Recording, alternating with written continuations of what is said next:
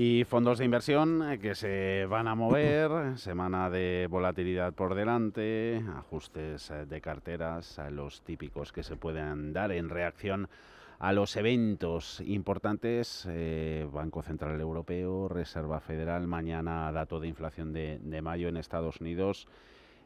Pausa de la FED es cada vez más probable, esta semana no, pero después de eso, ¿qué va a pasar? ¿Cómo hay que irse situando, José? Pues efectivamente es una semana muy importante, ¿no? Bueno, yo creo que casi todas las semanas, exceptuando quizás la pasada semana, aunque teníamos datos Mm. macroeconómicos, pero todo era un compás de espera. Bueno, pues ver qué hacen, qué dicen las principales instituciones monetarias en uno y en otro lado del Atlántico. Esta semana es importante el día de mañana con el dato de inflación en Estados Unidos y en base a este dato y a los que ya llevamos bueno, pues conociendo tanto la parte de creación de puestos de trabajo, datos de los márgenes de las compañías y por supuesto de crecimiento económico, van a ir marcando pues el ritmo al cual las distintas orquestas, en este caso tanto de la Reserva Federal como de la zona euro, en el Banco Central Europeo, el Banco de la Eurozona, pues van a ir tocando la partitura, ¿no? Es muy importante, no cabe la menor duda. Yo no soy pitoniso, no tengo ni la menor idea de qué puede ocurrir. Lo que sí que tengo claro es que están ante un gran dilema, dilema importante, no es fácil. Primero tratarán de recuperar, o están tratando de recuperar, la credibilidad que en cierta manera está tocada. Bancos centrales que durante un tiempo, hace algo más de un año, nos comentaban y señalaban que estábamos ante una inflación transitoria, pues Ujú. aquello se dinamitó y ya hemos visto cómo, bueno, pues toda esa cantidad importantísima de dinero que se ha inyectado vía políticas monetarias en dos crisis que hemos tenido en poco espacio de tiempo, una de ellas reciente como fue el caso del COVID, y luego políticas fiscales expansivas, ¿no? Evidentemente, drenar liquidez y a la vez subir tipo de interés supone pues condiciones financieras más restrictivas y no cabe la menor duda que eso resta puntos en el PIB de uno y otro lado de la zona del mundo. Y además en un contexto en el cual la economía china en su reapertura a finales del pasado ejercicio y principio de este, pues se antojaba que iba a ser algo más rápida y está siendo un poquito más lenta. Vamos a esperar las medidas que se han aprobado Mm. recientemente, sobre todo en materia de bancaria, Mm. sobre todo con nuevas inyecciones de liquidez, y veremos si esas condiciones monetarias algo más laxas pueden reactivar una economía, el gigante asiático, y que pueda tomar cierto relevo en este contexto, ya digo, de cierta desaceleración económica. Pero es un dilema tratando de recuperar, ya digo, esa confianza que bueno, en cierta manera se ha perdido por aplicar políticas nada ortodoxas y luego quizás no ver venir un problema que era la inflación y actuar ahora ante una inflación subyacente que sigue siendo muy pegajosa, pero un contexto de crecimiento que va perdiendo impulso, ¿no? Un ciclo que pierde esa intensidad. Claro, todo eso tienen que tenerlo, seguramente lo van a tener muy, muy presente los grandes bancos centrales. No sé si aplicarán como las encuestas que se publican en Bloomberg y Mm.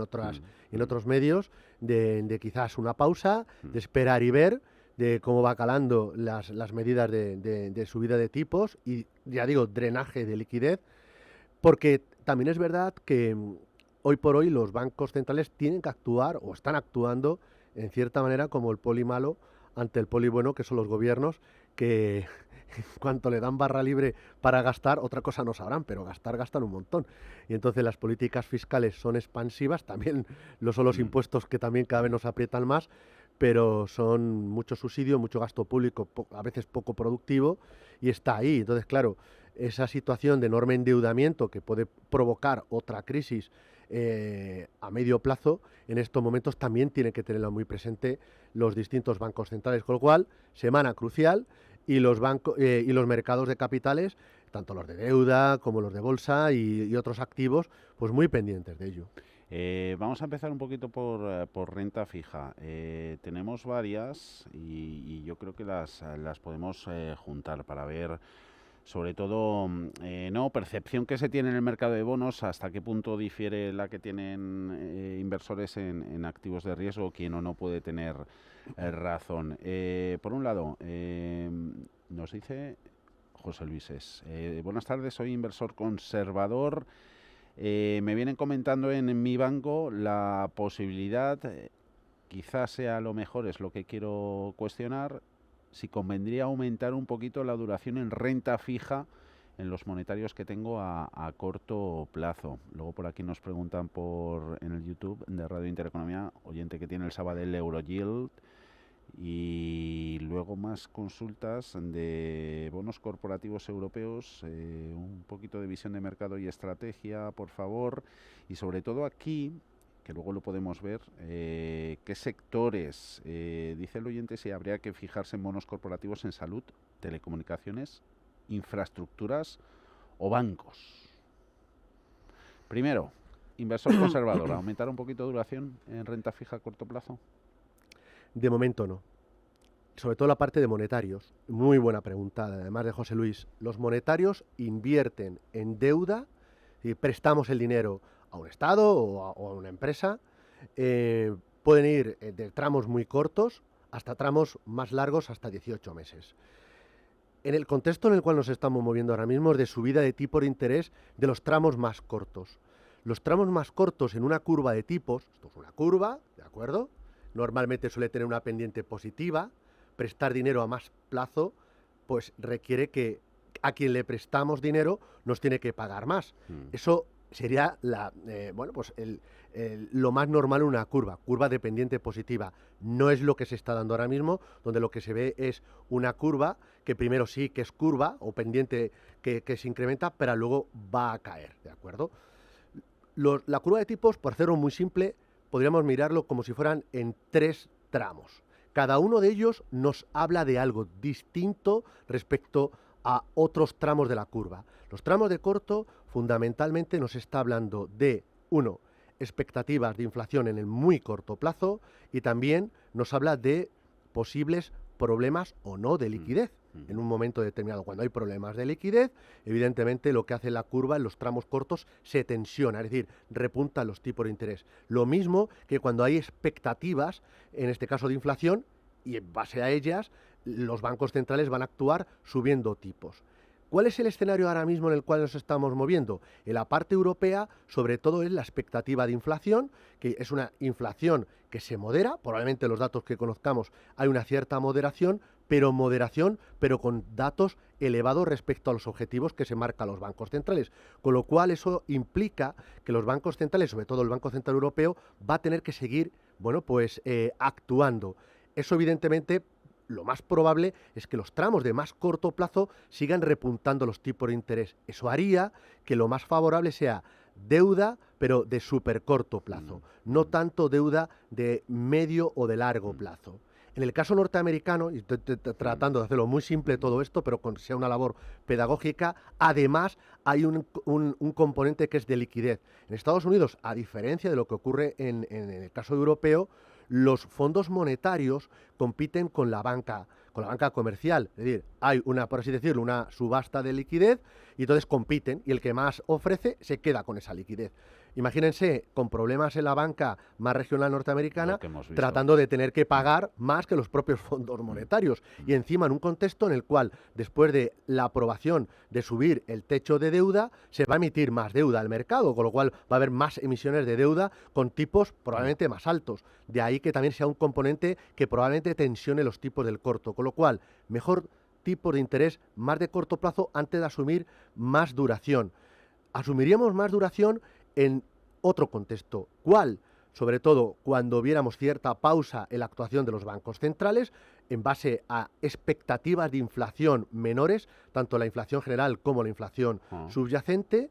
Y también hay otro componente, que es el de crecimiento económico. Eso sobre todo influye más en los tramos más de largo plazo.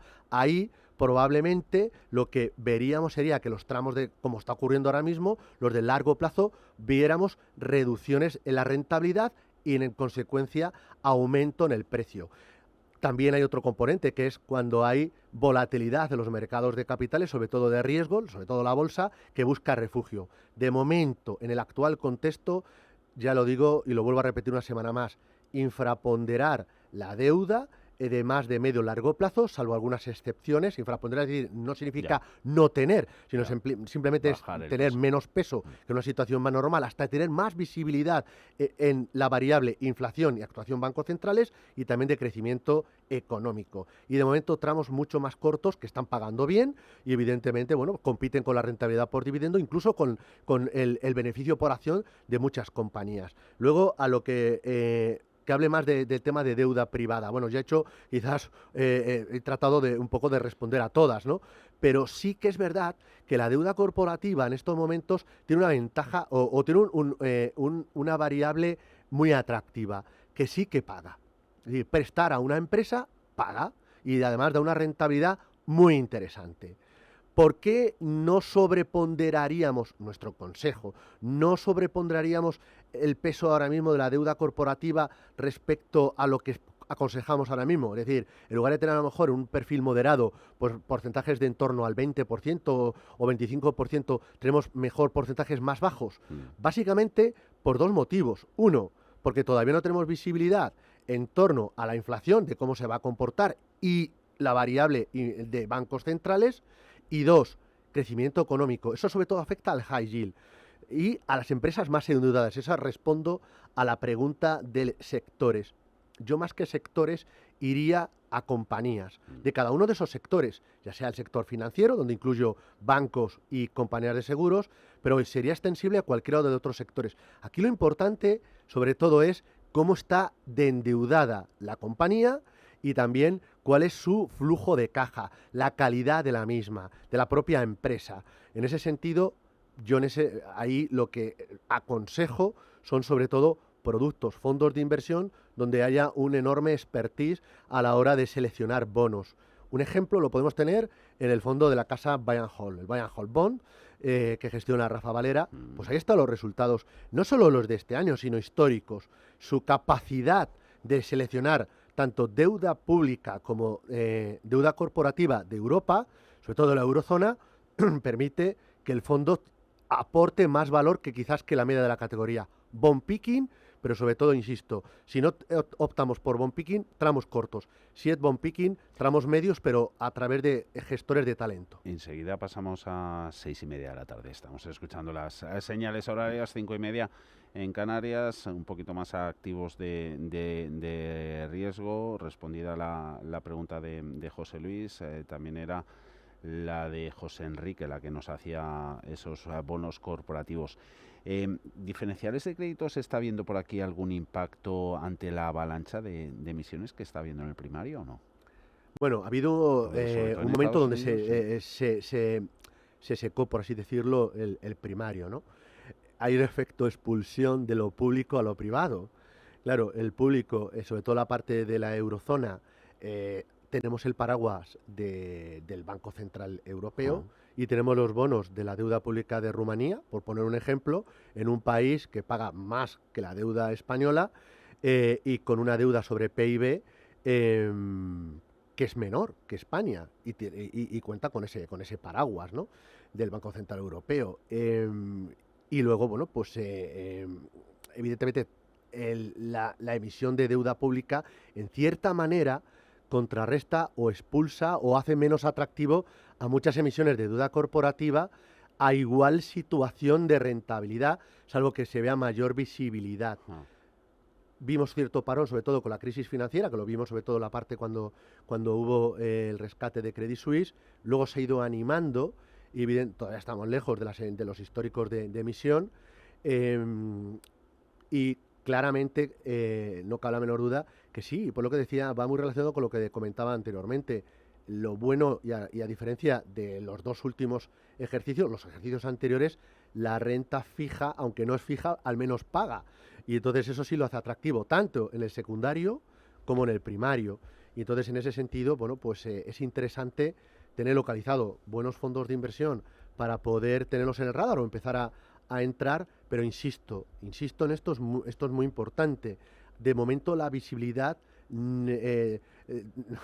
todavía está el camino, todavía hay cierta niebla, precisamente por las actuaciones tanto de los bancos centrales como por crecimiento económico. De ahí que yo mismo, que aquí he comentado en estos mismos micrófonos, que la rentabilidad esperada para la deuda corporativa iba a ser un año muy, muy bueno, hemos ido modelando el discurso y en estos momentos, como digo, mantenemos un discurso o una recomendación de infraponderar, con lo cual lo hemos ido bajando los tramos más medios, hemos aumentado los tramos más cortos y tenemos una posición más neutral en el caso de la renta variable.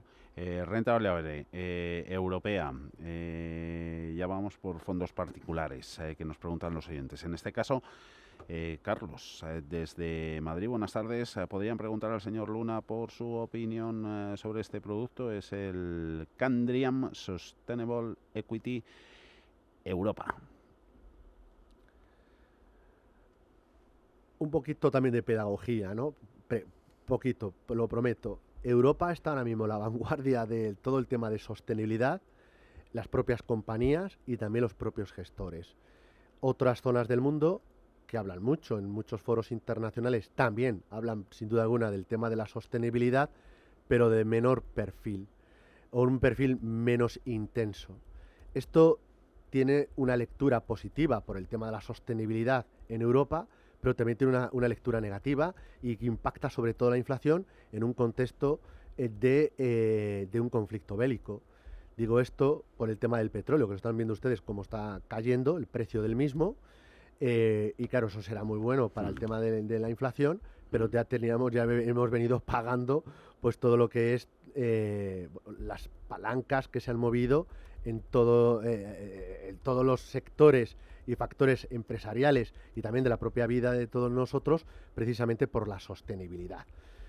Dicho esto, a la hora de invertir bajo criterios de sostenibilidad que no están para nada reñidos con la rentabilidad de las propias compañías, en el caso europeo claramente es un factor positivo en líneas generales, salvo que cojamos un fondo a lo mejor super growth, solo tecnología y que no mire todo lo que sea el tema de sostenibilidad, pero exceptuando ese tipo de variable o muy temático, por así decirlo, la sostenibilidad y a través de un fondo como puede ser el de Candriam, y hay otras gestoras que también se lo toman muy en serio todo lo que es el tema de sostenibilidad. Bien, la sostenibilidad a nivel de nuestros bolsillos nos está costando como ciudadanos, hoy por hoy, es una realidad y quien lo quiera matizar nos estará engañando, pero a nivel de rentabilidad a través de productos, sobre todo de bolsa, sí está teniendo premio. Y en el caso de este fondo y la bolsa europea, aunque existe todavía la variable por esa entrada técnica en recesión, veremos, ya, vuelvo a repetir una vez más, cuál es el dinamismo de otras zonas del mundo, cuál es el propio dinamismo de nuestro crecimiento endogámico y también, por supuesto, de la actuación de los tipos de interés del Banco Central Europeo, que insiste que queda mucho trabajo por hacer algunos miembros del Banco Central Europeo, pero cuidado, no nos pasemos de frenada, porque eso puede frenar precisamente la economía de la eurozona. Pero si no fuera así, la inversión en Europa a través de un fondo como el de Candriam, sin duda alguna. Nosotros utilizamos otro producto, también con criterios de sostenibilidad, que es un producto de la casa de Degroof Petercam, que la verdad es que lo hace bastante bien. Se llama Degroof Petercam, también sí, le añadimos... es el Europe Equity Sustainable. El Europe Europe Sustainable. Anotada. Esa matrícula, nos están preguntando por aquí luego, a ver si nos da tiempo. El Pictet Agua, a ver si estaría a buen precio para entrar. Y luego particularidades, esta va a ser interesante. Estrategia y táctica, 80% en la misma para largo plazo de renta variable global, 20% de fondos tácticos. A ver si luego le podemos echar una mano a Jaime de Madrid. Le echamos un vistazo a esta, inversor dinámico agresivo, su nombre es Jaime, desde Madrid. Quiero hacer una cartera con 80% de fondos estratégicos a largo plazo de renta variable global, capitalización grande, de calidad y con un 20% de fondos tácticos. Pide nombres para la primera parte, ese 80% de la cartera, y otros 3 o 4 nombres de fondos tácticos para la segunda. Estrategia versus táctica. Estrategia versus táctica. Cada momento, ¿no? Sí, tiene lo suyo. Efectivamente. Es muy importante, de verdad. Súper, súper importante. no olvidarse una de la otra. Una cartera únicamente construida desde el punto de vista táctico para el corto plazo. Lo que vamos a hacer al final es, perdónenme la expresión, pero vamos a marear la perdiz. Vamos a estar siempre por detrás del mercado. Porque, lo digo muchas veces, porque vamos a querer tener la idea última de la última semana, de lo mejor que puede ir. Anticiparse al mercado no es nada fácil. Es muy complicado. Y a todo lo pasado todo es fácil, pero anticiparse lo que puede ocurrir, y no digo por esta semana que es crucial, pero hacer cosas tácticas, solo cosas tácticas, es un gran error.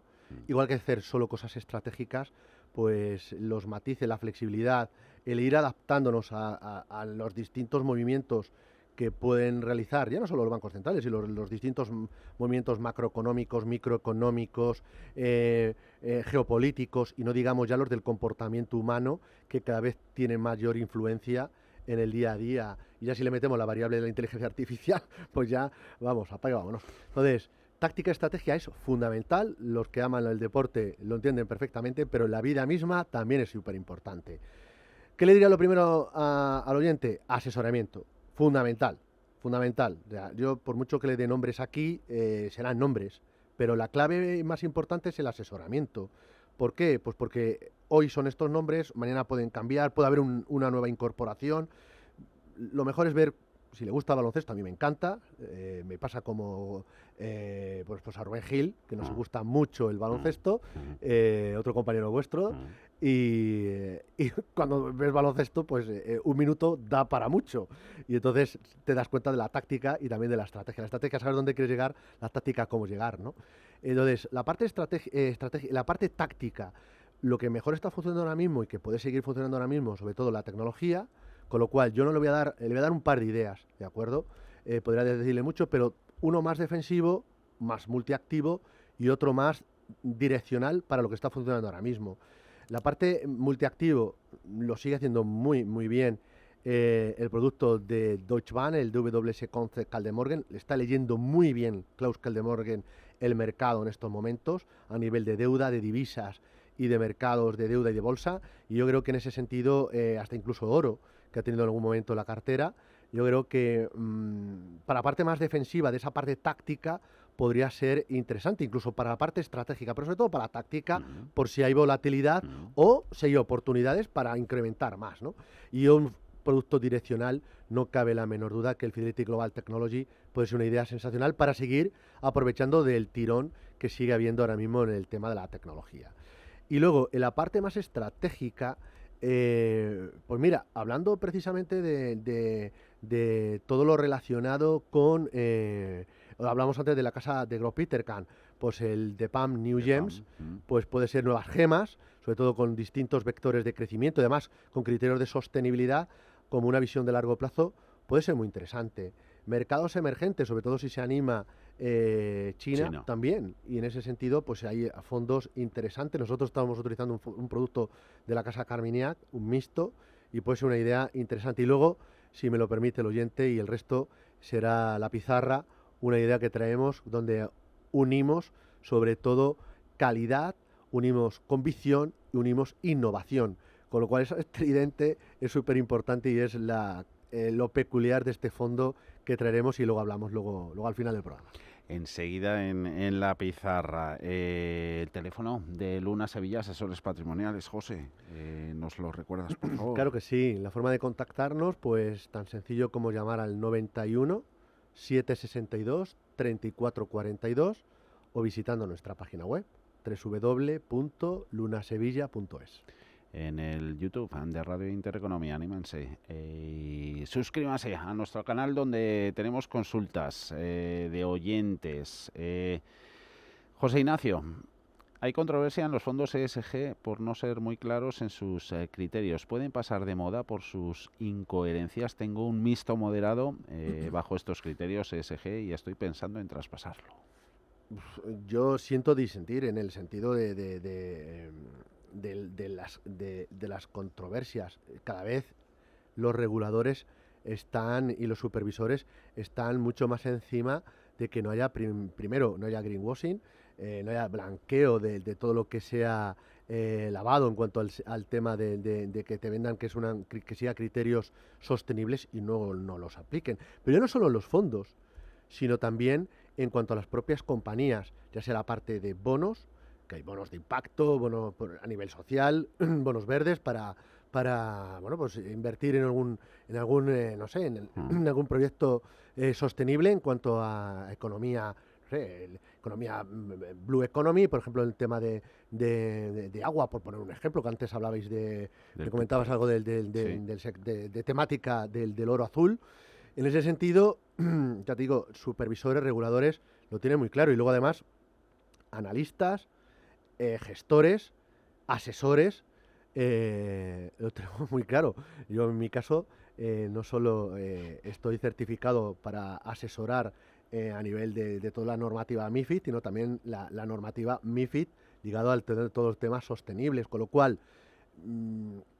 cuando un fondo de inversión realmente pone el apellido ESG, es que tiene que cumplir los criterios de ESG. Luego veremos si es artículo 8 o es artículo 9, donde todavía incluso es más, llamémosle entrecomillado restrictivo, es más, se obliga a tener mucho más impacto todo lo que es la selección de activos, pero no se pone eso, en este caso ese apellido, porque sí, sino que tiene que cumplirlo. Y además se controla de que y se realmente... audita bien. No, y es que si no lo cumples, que además le quitan precisamente todo lo que es todos esos bueno, pues no tendría la calificación de sostenibilidad, de ESG, ¿no?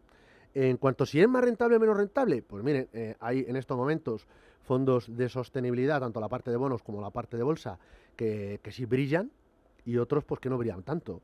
Pero ahí es como todo, es decir, para eso está la parte de asesoramiento, identificar qué temáticas, qué tendencias en estos momentos o a futuro lo podrían hacer bien. Un claro ejemplo son muchas compañías de tecnología que no cabe la menor duda que sí lo están haciendo bien.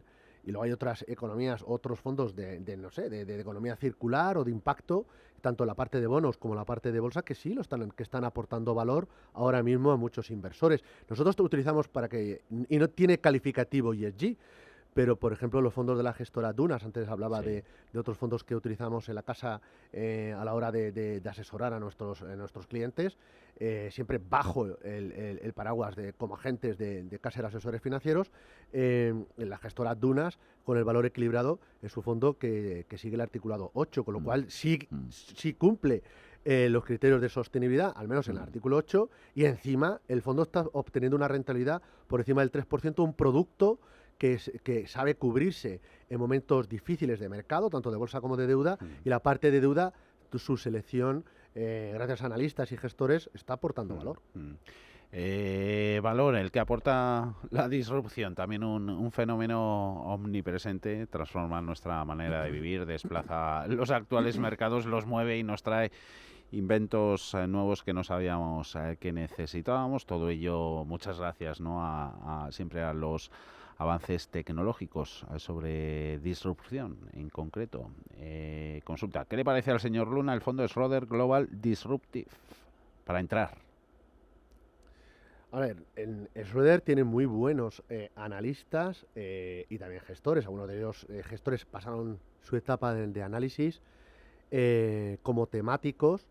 Digo temáticos porque la parte de disrupción no es un solo sector. Muchas veces el ahorrador, el inversor, confunde un fondo sectorial con un fondo temático. El fondo sectorial invierte en un único sector, o sea, el sector de comunicaciones, el sector de tecnología, el sector financiero, etcétera, etcétera. Una temática, como puede ser la disrupción, bebe de muchas temáticas, porque puede ser disruptivo a nivel social, disruptivo a nivel económico, disruptivo a nivel sanitario, etcétera, etcétera, ¿no?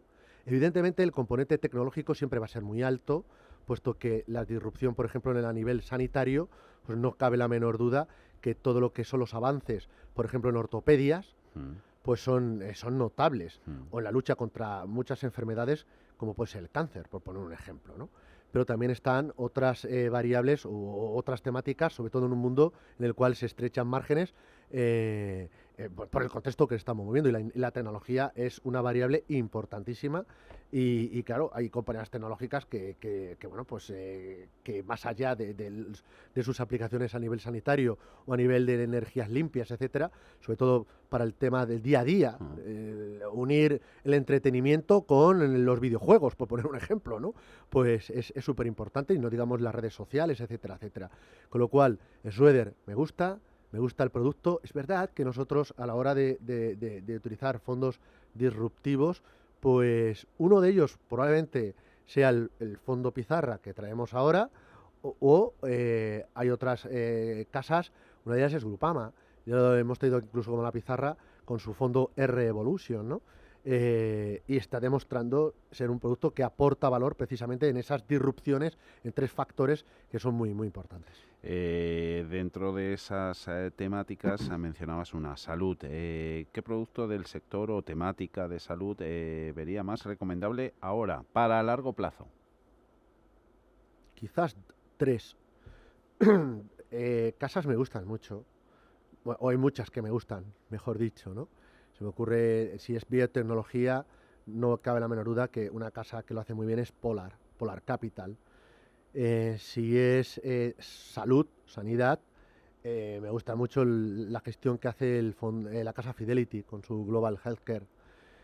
Y si es ya temas disruptivos, con el tema del envejecimiento de la población, pues el fondo CPR Silver Age, donde ahí no solo va a haber compañías sanitarias o de salud al uso, sino también vamos a tener otras compañías pues que pueden ir desde sector de residencial a la tercera edad, o puede ir también sector financiero o sector de ocio, puesto que nuestros mayores, que se lo merecen, y los que tenemos la suerte de que, bueno, pues que nuestros padres todavía están entre nosotros y con nosotros, pues evidentemente ya han peleado mucho y merecen también pues disfrutar, ¿no? Con lo cual, CPR Silver Age puede ser una idea muy interesante. He dicho 3, 4 gestoras, que me perdonen también otras, porque hay muchas. Si tengo que invertir en todo lo que es la lucha contra el cáncer, lo tengo muy claro. El fondo de la gestora Candrian, precisamente el Oncology, pues es un claro y único exponente, además, ¿no? Y la lucha contra el cáncer, la gente que hemos sufrido carne propia, en este caso familiar, la pérdida de un familiar, pues, y muchos de ustedes que seguro que me escuchan, pues saben lo que es esa lacra, y eso no se cura con una mascarilla. Vamos con la pizarra. Aunaba calidad, innovación y tradición. La pizarra. ¿Y en ella qué ponemos? Pues he traído un fondo de la casa Robeco, que hacía tiempo que no traíamos un fondo de esta casa, y el fondo en cuestión es el fondo Robeco Sustainable Global Stars Equity. La gama Stars de Robeco nos habla de las estrellas, es decir, convicción.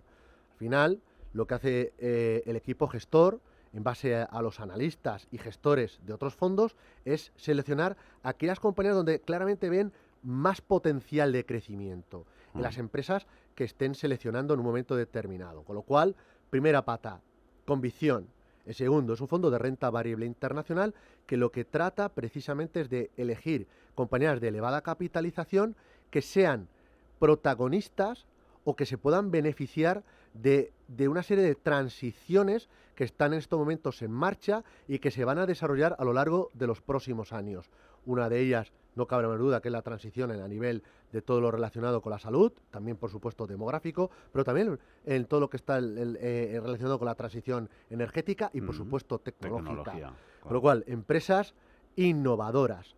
Y luego calidad, puesto que vamos a ver empresas, pues grandes compañías, líderes a nivel mundial en tecnología, en salud, etcétera, etcétera, resistentes en el actual contexto, insisto, de márgenes que se estrechan. Lo de los márgenes es muy importante. Yo creo que segunda o tercera vez que lo digo, porque es una variable que se va a fijar mucho la Reserva Federal.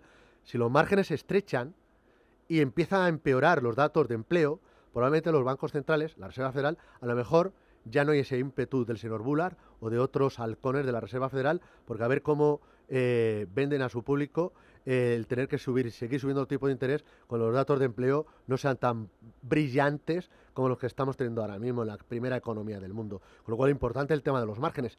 Muchas de estas compañías, insisto, la calidad, sí mantienen los márgenes, puesto que sus productos, sus servicios siguen siendo muy demandados y son capaces de trasladar el incremento de costes a mayores precios sin reducir las ventas y los beneficios de las compañías. Con lo cual, este fondo, el Robeco Sustainable, que además elige compañías en base a criterios de sostenibilidad, el Robeco Sustainable Global Stars Equity, aúna lo que decíamos antes: convicción, calidad e innovación. Es una idea para que ustedes la valoren. Evidentemente no es una recomendación y las recomendaciones siempre tienen que ir de la mano de un asesor financiero. Veía 5 mayores sectores con presencia en este producto. Fondo Pizarra, el de esta tarde, el Robeco Sustainable Global Star Equities, y ahí se ven industrias como tecnología, salud, y entre ellas pues las Microsoft, Alphabet, Google, Apple, AstraZeneca o United Health, entre ellas, formando parte de esa cartera.